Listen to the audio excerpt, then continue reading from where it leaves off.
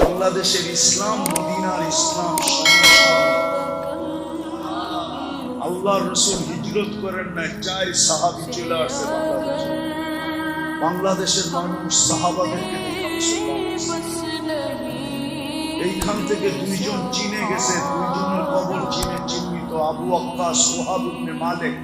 আর 2 জন বাংলাদেশে এখন শুয়ে আছে, কোথায় জানি না, কাসিম ইবনে হুযায়ফা, উরওয়া ইবনে সাসা। এই 4 সাহাবীর জামাত বাংলাদেশে আছে। আল্লাহর রাসূল হিজরত করে নাই। এক আধ্যাত্মিক শক্তি মাটির ভিতরে আছে।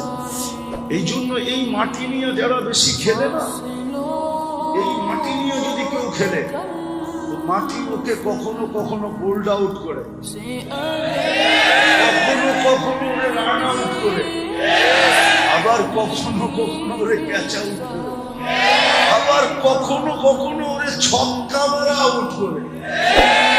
এটাই মাটির আধ্যাত্মিক শক্তি, মানুষের না।